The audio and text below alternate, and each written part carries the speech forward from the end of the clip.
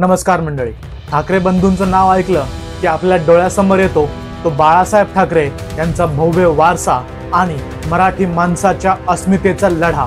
पण गेल्या 2 दशकांपासून या 2 भावांनी वेगवेगळ्या वाटा निवडल्या आहेत, परंतु आता पुन्हा एकदा या दोघा भावांच्या एकत्र येण्याच्या चर्चा जोरात आहेत। पण का? कारण आजच्या राजकीय परिस्थितीत त्यांना एकत्र येण्याची गरज आहे।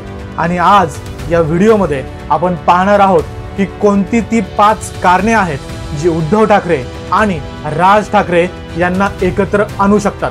मंडळी, हा व्हिडिओ थोडासा मोठा होऊ शकतो, पण जर तुम्हाला महाराष्ट्राच्या राजकारणात पुढच्या काही दिवसांमध्ये येणारा भूकंप समजून घ्यायचा असेल तर हा व्हिडिओ शेवटपर्यंत नक्की पहा।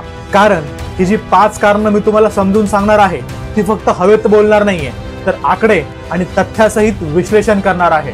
नमस्कार, मी गणेश आणि तुम्ही पाहताय बोल मराठी, बोला अभिमानानं। मंडळी, यातलं सगळ्यात पहिलं आणि सगळ्यात महत्त्वाचं कारण आहे मराठी अस्मितेचा मुद्दा। शिवसेना ही बाळासाहेब ठाकरे यांनी 1966 मध्ये स्थापन केली। मराठी माणसांच्या हक्कासाठी आणि हिंदुत्वाच्या मुद्द्यावरती लढणारी ही शिवसेना।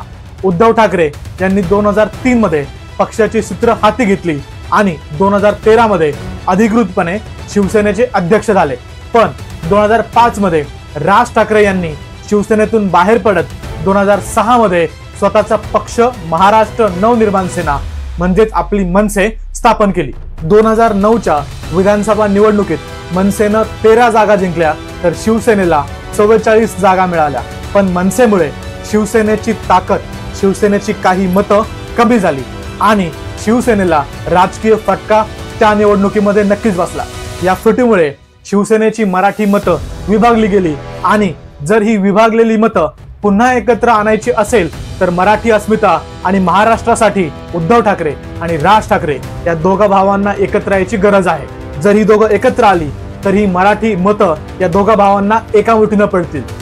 दुसरं आणि महत्त्वाचं कारण म्हणजे या दोघांचंही राजकीय अस्तित्व।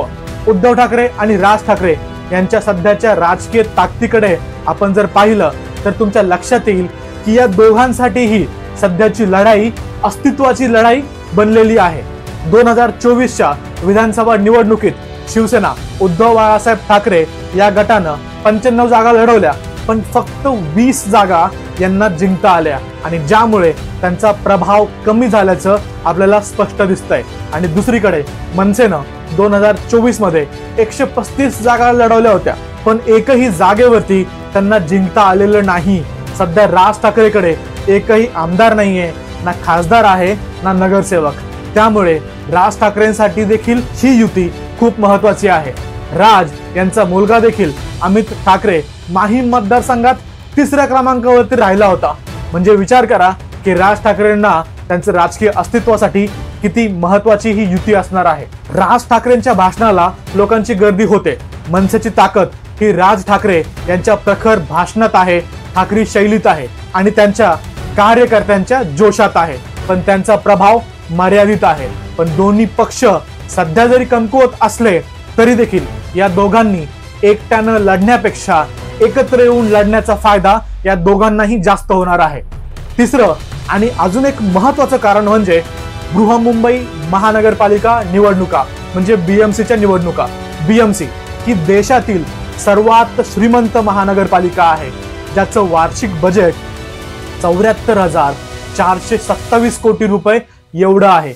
BMCचं बजेट खूप साऱ्या राज्यांपेक्षाही जास्त आहे, जसं की सिक्कीम, मिझोराम, मेघालय, गोवा, मणिपूर, नागालँड, त्रिपुरा आणि झारखंड यासारख्या राज्यांपेक्षाही जास्त बजेट या एका महानगरपालिकेचं आहे। आणि शिवसेना या BMC वरती 1997 पासून सत्तेवरती आहे, पण शिंदे गटामुळे त्यांचा प्रभाव आजच्या घडीला कमी झालेला आहे। 2017 मध्ये त्यांनी 84 जागा जिंकल्या होत्या, पण 2022च्या एकनाथ शिंदे यांच्या बंडानंतर 50 पेक्षाही जास्त माजी नगरसेवक शिंदे गटात गेलेत आणि ज्यामुळे उद्धव ठाकरे यांच्या समोर BMC निवडणुकीचं आव्हान आहे। मनसेनं 2017 मध्ये फक्त 7 जागा जिंकल्या होत्या। एकत्र आल्यास हे दोघे मिळून 100 पेक्षाही जास्त जागा जिंकू शकतात। कारण मुंबईमध्ये मराठी भाषिक मराठीचा मुद्दा खूप जास्त चर्चेत असणार आहे आणि ही मराठी लोक कधीही भाजपला मतदान करणार नाहीत, जे भाजप आणि शिंदे गटाला टक्कर देऊ शकतात. कारण मनसे मुंबई आणि ठाण्यामध्ये 10 ते 15% मतं खेचू शकतं आणि ही मतं कोणत्याही निवडणुकीचं चित्र बदलण्यासाठी पुरेशी आहेत. चौथं कारण आहे एकनाथ शिंदे यांच्या शिवसेनेचा वाढता प्रभाव. 2024च्या निवडणुकीत शिंदे गटानं 57 जागा जिंकल्या आणि त्यांना शिवसेनेचं नाव, धनुष्यबाण चिन्ह हे सगळं मिळालं.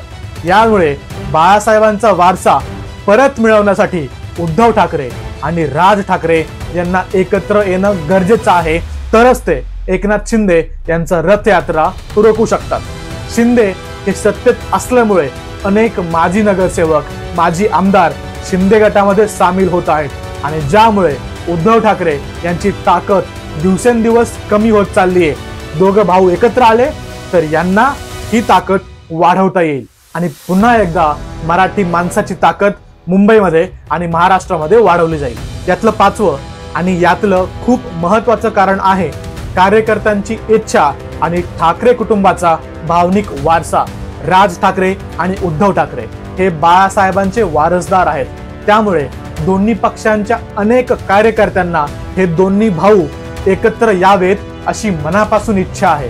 बाळासाहेबांच्या स्मृती आणि त्यांच्या वारशाची भावनिक जोड आजही अनेक शिवसैनिकांना आहे आणि हीच भावनिक जोड आणि त्यांच्या कार्यकर्त्यांची इच्छा युती घडवून आणण्यात महत्वाची भूमिका बजावू शकते. कार्यकर्त्यांचा उत्साह आणि एकजुटता ही कोणत्याही पक्षासाठी खूप महत्वाची असते. त्यामुळे महाराष्ट्राला जे वाटतं तेच होईल असं काहीसं विधान उद्धव ठाकरे यांनी आजच एका पत्रकार परिषदेमध्ये केलेलं आहे. राज ठाकरे आणि उद्धव ठाकरे वेगळे असले तरी बाळासाहेबांचा खरा वारसा टिकवण्यासाठी या दोघांना एकत्र येणं आजच्या घडीला त्यांच्या स्वतःच्या राजकारणासाठी, महाराष्ट्रासाठी, मराठी अस्मितेसाठी आणि बृहमुंबई BMC या नगरपालिकेसाठी खूप महत्वाचं आहे. पत्रकारांशी बोलताना संजय राऊत म्हणाले, नेत्यांनी सकारात्मक भूमिका घेतल्यामुळे कार्यकर्त्यांचे मनोमिलन सुरू आहे. राज ठाकरे यांचे सहकारी आणि उद्धव ठाकरे यांचे देखील सहकारी या विषयावरती अत्यंत सकारात्मक आहेत. त्याचाच परिणाम म्हणजे या दोन्ही पक्षाचे जे काही कार्यकर्ते आहेत ते आता आपल्याला आजकाल सोबत आंदोलन करताना दिसत आहेत, सोबत धरणे करताना दिसत आहेत आणि त्यामुळे या सगळ्या गोष्टींचं स्वागत करायला पाहिजे असं संजय राऊत यांनी म्हटलेलं आहे. शेवटी उद्धव ठाकरे आणि राज ठाकरे यांची युती ही केवळ राजकीय गरज नाहीये, तर मराठी माणसाच्या अस्मितेची आणि ठाकरे वारशाची गरज आहे. तुम्हाला या सगळ्या विषयावरती काय वाटतं? ही युती होऊ शकते का? ही युती होणं खूप अवघड काम आहे.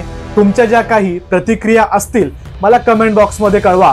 मी प्रत्येक कमेंट वाचतो आणि त्यावरती रिप्लाय देखील करत असतो. तुम्हाला जर व्हिडिओ आवडला असेल तर लाईक करायला विसरू नका आणि बोल मराठी या YouTube चॅनलला लगेच सबस्क्राईब करा. धन्यवाद. जय महाराष्ट्र.